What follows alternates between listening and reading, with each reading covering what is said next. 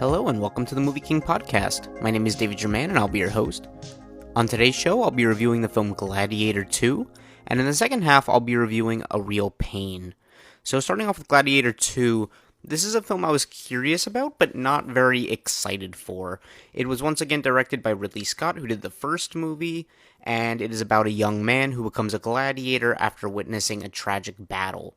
So I was definitely a fan of the first movie that came out so long ago, actually the year I was born, and I just never saw it as a masterpiece or an amazing film as some others have over the years, but it is a very good movie that's worth watching, and in general the film has accumulated a lot of awards over the years, and really just is regarded as a great film by many people.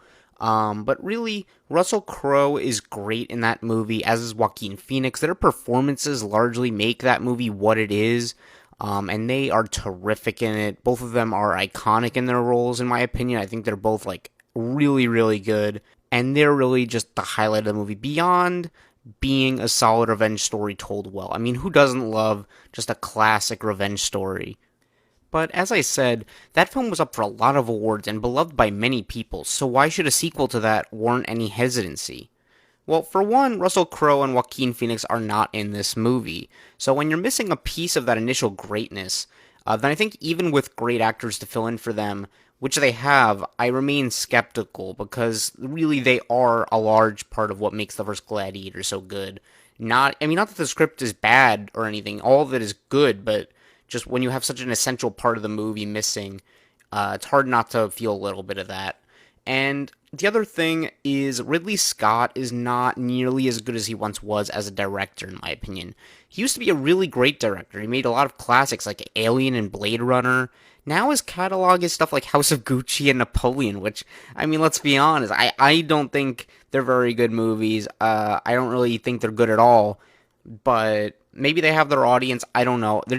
I didn't care for either of them. Even The Last Duel, which people seem to really enjoy, I didn't care for that much. I think the acting was good in it. The actual fight was good. It just felt to me like a movie that wanted to be Gladiator but wasn't. And really the last movie Ridley Scott made that I thought was any better than just okay was The Martian in 2015 with Matt Damon. That's actually a really good movie. I like that one quite a bit. But since then, nothing he's made has really blown me away. Not his Alien movies, not All the Money in the World, not House of Gucci, not Napoleon. And I'm sad to say that recent trend continues, because that's exactly what Gladiator 2 is. Just okay. But let's start off with the positives here.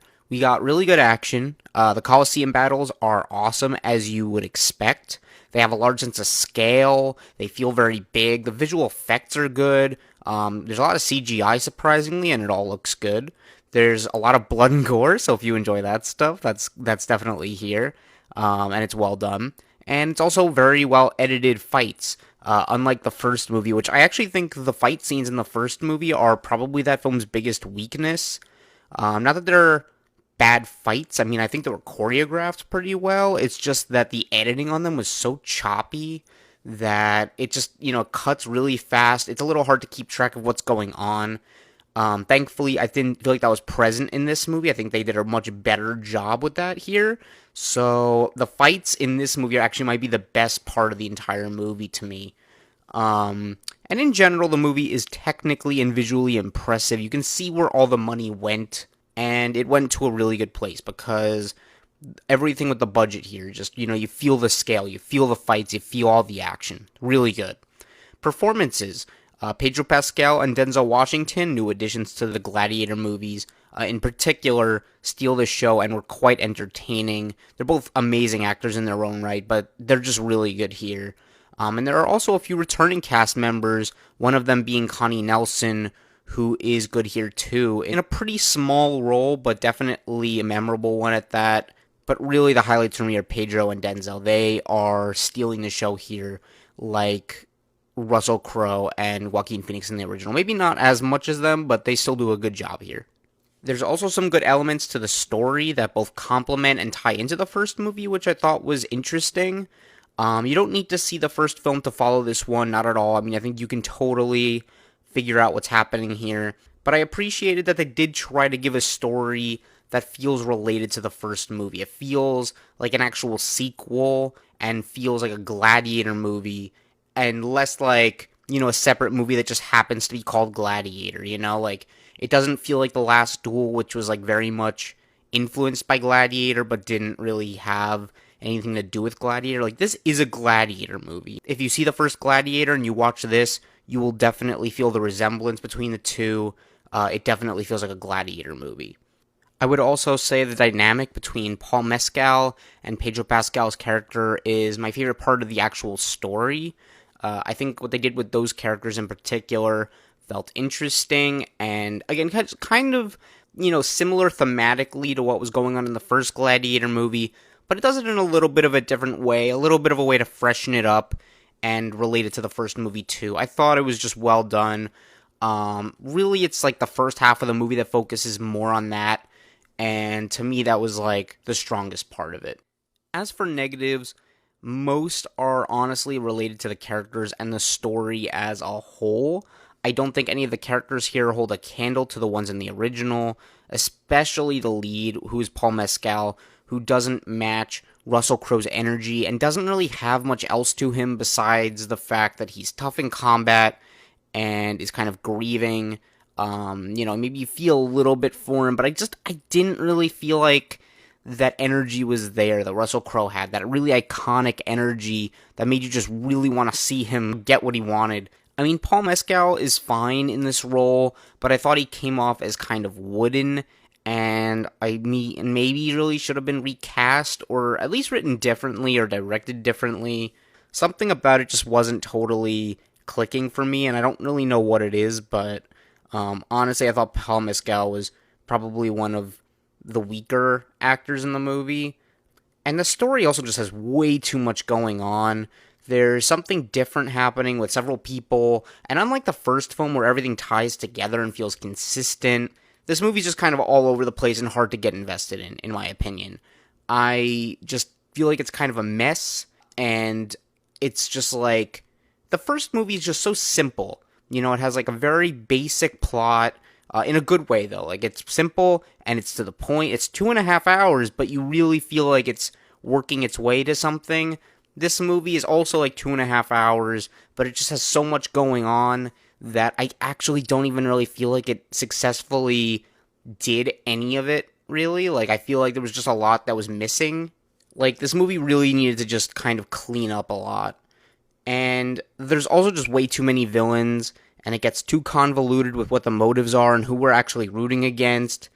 And it's not unclear. Like, the movie makes it clear who the villains are, but it's just not that well done. I didn't really feel like an attachment to any one of them, because the movie just kind of kept switching things up, and I just didn't really have enough time to connect to any one character in the amount of time the movie gave us.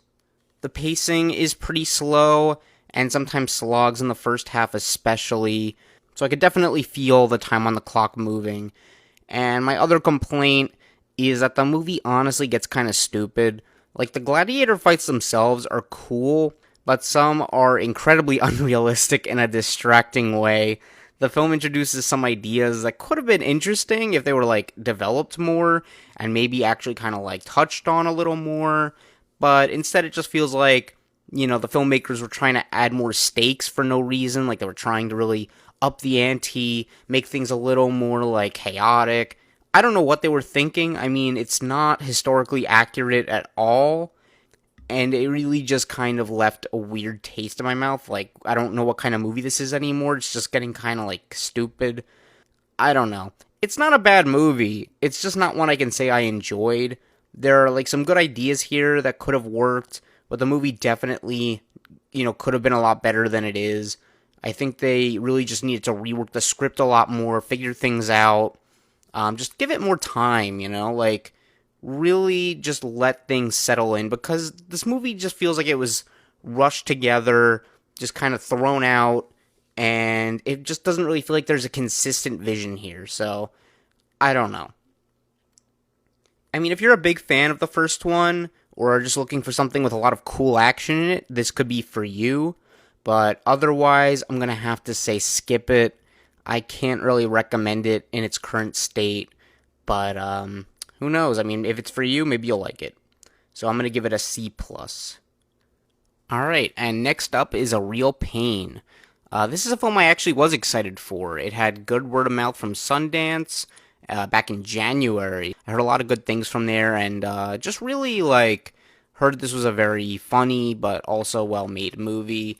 And it's about two cousins who take a trip to Poland after their grandma passes and kind of learn more about the Holocaust. Jesse Eisenberg directs this film as well as writes and stars in it, so he has a big hand in what this movie is. And he's a good actor. I enjoy his work in The Social Network especially. I think he's great there. Otherwise, he's a good actor. I don't know if he has too many other roles I can totally, remember offhand of him being great. You know, not Lex Luthor in Batman v Superman, but that's a different story. I never saw his work as a director, so I was interested to see what he would do here. And this is a good movie. I especially enjoyed the story and the ideas this movie explores. It touches on a lot of subjects like feeling pain and grieving, speaking your mind, feeling in the moment, and connecting with those around you. It just really has a lot to say about all of those things, especially in the context of the Holocaust and what the movie's trying to get at. Jesse Eisenberg and Kieran Culkin are the highlights of the movie. Their chemistry is good, and I like their clear differences between the two. It's shown even just in their outfits and overall look. Like, one of them is dressed very formal, and the other is casual and messy, like the hair and the clothes. It's just very clear differences, and I think it just goes a long way in letting you have an immediate visual distinction between the two. And as a director, Eisenberg does a good job. He knows when to hold and linger on a moment and when to cut away. I was just kind of surprised at how much he really just got what to do here, like with the filmmaking. Sometimes I feel like actors to directors, can be very good, but sometimes I feel like they're not always totally they're very good at actors, but they're not totally on the same page as a director. But I think Jesse Eisenberg really has gotten the hang of it. He knows what he's doing. And he also does a good job balancing the tone as a screenwriter. This movie is often pretty lighthearted despite the subject matter and is very much a dramedy. But the movie never undercuts serious moments with forced comedy and vice versa. It really lets the serious moment play out, but it also lets the comedy have a place as well.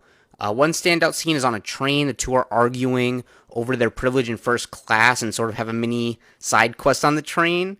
It's very funny and actually has some good social commentary in it too, which I enjoyed. Another standout scene is one at dinner, which has Jesse Eisenberg getting to say a lot of what's on his mind, and it's really powerful. I thought it was a really great moment. I think it just spends a lot of time just looking at Jesse Eisenberg act.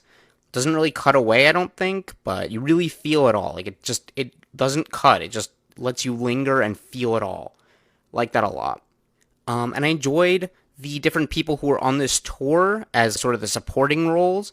You got different varieties of people who were Jewish, people who were not, people who converted. It shows a nice change of perspective and leads to a lot of interesting discussion. So I just think it has a nice variety in that sense. Kind of leads to a lot of good interactions between the characters. And lastly, I also like that the movie is clearly shot in Poland. I think it just adds a lot of authenticity to the film, and it doesn't really feel like a Hollywood movie that's just shot on a green screen. This is a serious tour of Poland. And I think just making it set in Poland, really letting the actors experience what the characters are, I think it just makes it feel a lot more authentic and real. A real pain, you know what I'm saying? It just really works there in the movie's favor.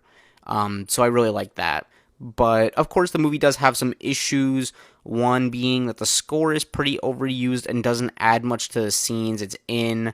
Just a lot of piano, but it just felt very loud. I don't know if that was my theater's mixing or not.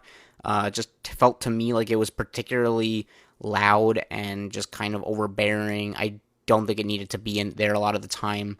Another big issue I have is related to pacing. Not in the way you think, though. It's actually a very quick pace, and the movie goes by super, super fast. The trip itself in the movie also goes by super, super fast.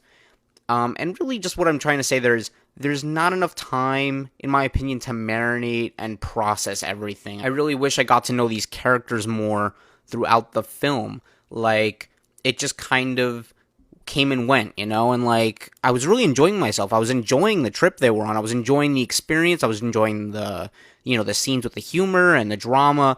I felt all of it, you know. I was really enjoying myself. But the thing is, it just kind of came and went. Like, you know, an hour and a half just flew by in this movie. It's a very short movie. And by the end of it, I was like, wow, that's it? Like, it's over? And I think that's just a big problem in me. Like, it's weird because normally when I say a movie's not paced well, it's like, it's just a very slow burn and it goes by, you know, at a snail's pace like Gladiator. This movie's problem, though, is like the complete opposite. It just goes by so quick. And you really felt that quickness, though, a lot because I think this movie needed to be longer, just to be honest. I think it needed to be a half hour longer because there's a point in the movie where, like, some characters are kind of saying goodbye. And I was like, I feel like I just met you people. Like, I don't, you know, I enjoyed my time with you, don't get me wrong, but I don't really know you that well to feel emotional when I have to say goodbye. So I just feel like that's a big problem in this movie. It's what's holding it back a lot for me, actually, because I think overall it's actually a movie that would be much higher on my list of, like, movies of the year if it just did it longer and spent more time marinating the whole thing, really just, like, letting us process things. But it just has more of a comedy's pace where it just kind of goes by very quickly, it flies by. I just wish it took a little more time. But besides the pacing, I really don't have a lot of issues here. It's a movie that is well done. I really enjoyed myself watching it. And I would recommend it. I mean, it's a very solid film worth checking out.